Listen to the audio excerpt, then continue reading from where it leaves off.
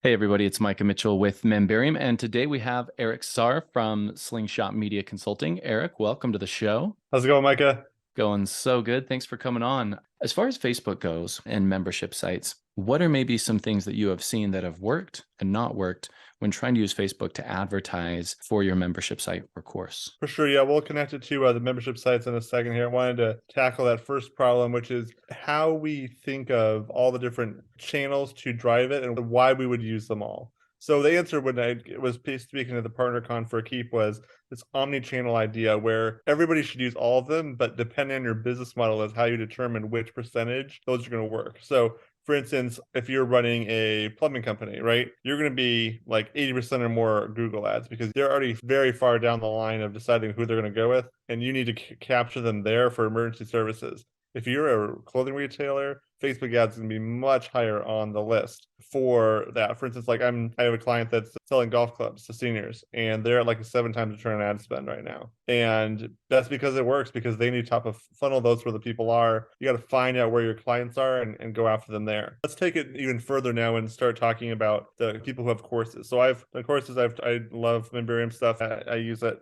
And so the idea is that when you have a course, you need to create demand for it. But the problem is, depending on what your course is about, you want to do all of it omni-channel. You want to be searchable. Say, okay, I'm searching for courses on, I don't know, courses on how to garden or something, right? And you want to Mhm. be the one that comes up. So that's both SEO and Google Ads. You want to make sure that you are searchable, but also you need to create the demand, and also it's about multiple touch points. As you know, we know it's from keeping five to 12 touch points is how you get sales. You need that many touch points. You need to follow up with people. Well, that's what Facebook ads is perfect for, because you need to reach them many times, several times, to have the interrupt. Also, a lot of times I've seen and heard that someone will see it enough ads that they'll eventually Google it when it's the time to actually buy. But that would have never. But then it'll be but the way attribution works, it'll be attributed to Google only because it's past 7 days, or often past the 28 days that Facebook used to have for attribution. And so the business owner will say Google's all that works for me, when Facebook was the one that actually caused that sale to happen.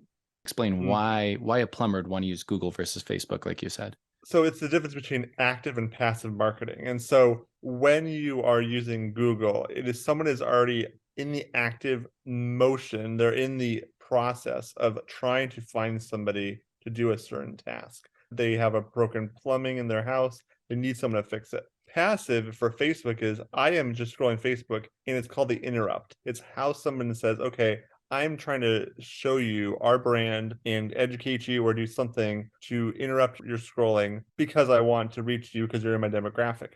And that's why Facebook allows it, because it's supposed to be in the demographic of the right people. It's a two-sided network. Gotcha. So we're going into kind of the structure and the different platforms and so on. Let's try a real use case. So somebody has just created their first course, let's say, Mhm. and it is about gardening. They want to sell it. Let's make it simple and say it's like a $97 course and there's whatever's in it and it's really great. Can you talk about what your structure might look like in concept for that person?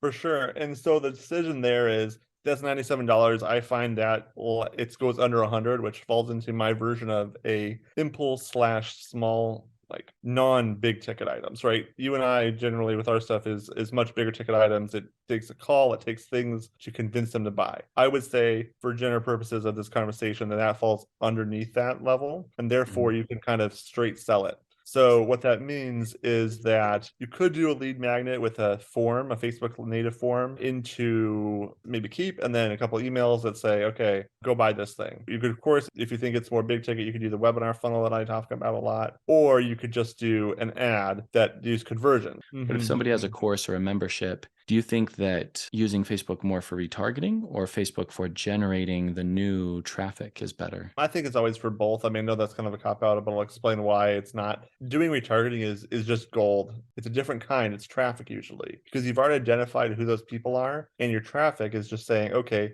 people have gone to this landing page or filled out this form or didn't fill out this form but saw the form or saw this ad or saw this video. I want to send all those people and all the people on my website to this landing page again or something. So these are all warm leads who are there. And so the important thing is that traffic, as I said on our call, are people who click on links and do nothing else. So we cannot or should not almost ever use it for top of funnel. But it's incredibly well used for retargeting, where you've already identified who those people are from Facebook. They've already profiled them as people who are buyers or people who are your right kind of audience, as far as a profile is concerned. But you've sent them to the landing page and they've already gone there. So they've shown interest, they've raised their hand. And so then you're saying, okay, of those people, and you obviously take out the few who don't buy, who have bought, but you send those people dynamically back to the landing page, and it just works incredibly well. To break down for one of our beginning users, let's say they did a popular blog post. So the idea is they're going to put the retargeting tracking on that blog post. So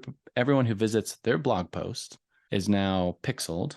Am I thinking the right way with Facebook? Or Kind of. I mean, when you put the base pixel on the site, it's not just going to go. You're probably not going to. The volume's usually very low on any site overall. That unless you're like HubSpot or something, some crazy big company, you're pretty much going to have all of your website visitors retargeted to whatever sales page you do. So not necessarily just one blog post.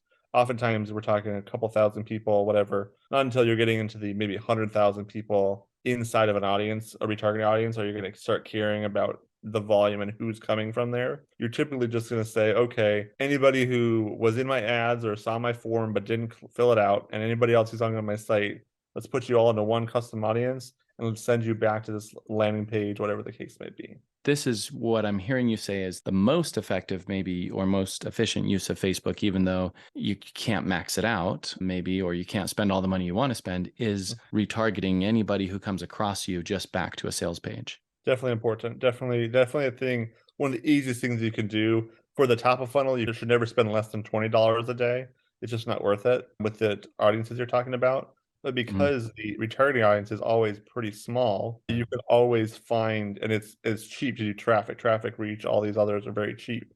Compared to conversions and lead forms, which are more expensive per person, per impression. You're able to have a bang for your buck. But of course, the more you on Facebook do the top of funnel, the better it can retarget, and therefore the better the return ad spend is of them combined, which is really the goal. Gotcha. Let's talk about some other channels. So we've talked about Facebook and Google. What are the other channels you feel like somebody with a course or membership should be aware of generally? I think the thing I'm thinking about is content marketing from this perspective. So it's a little bit different than maybe a marketing channel. I am, of course, I'm much more familiar with Facebook in terms of being the expert there rather than other places. But something I'm thinking of when you mentioned that was using TikTok for content marketing to get people to say, okay, here's some tips I've shown you over time, and then point them to the course that I've done for more full details so that it's more of an upsell there. You're showing that I'm out in the world, you become an audience, you show them, and then you pass them on to a course. What are some tips or nuggets for somebody?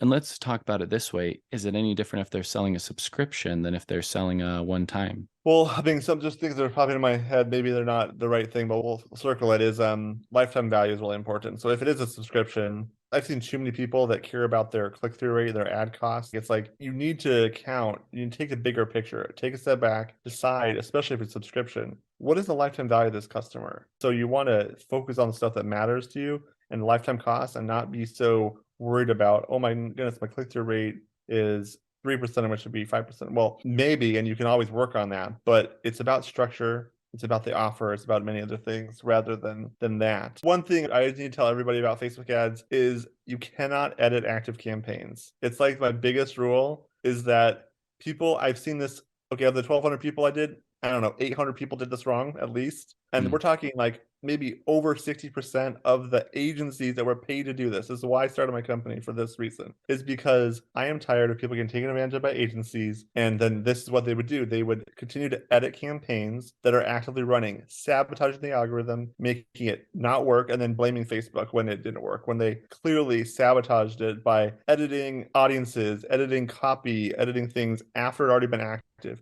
You have to duplicate it and start a new version, especially if you want to do data-driven stuff. So you run it for 2 weeks, 3 weeks. 2 weeks is usually a really good solid time frame to let it do its learning, to figure out what it's going for, and move it from there in terms of getting that learning and optimizing the campaign to get real results. For instance, my $1,000 over 2 weeks, the cost per lead started out at $8. By the end of the time, it finished at $4. But if you had started tinkering it because $8 was unacceptable, it would have only gone up and not down. My rule for ad spend for budget is as much as you can afford while you never touch it for 2 weeks, no matter how it's doing. The way you put it there, I think, is probably safe advice for people out there. Don't go spending money on ads that you have to make back, especially in the beginning, because For scaling there's it, a you're learning right. curve. You got to pay for that education, right? I mean, Facebook ads is about scaling your business, not generating money because you need to.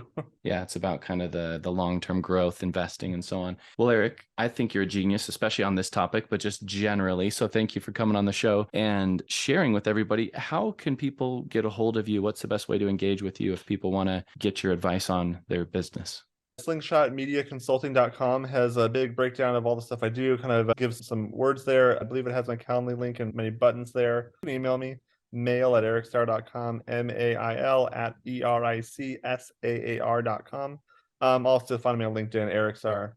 Awesome, man. Well, thanks again. Appreciate it, Micah. Have a good one, man. You too.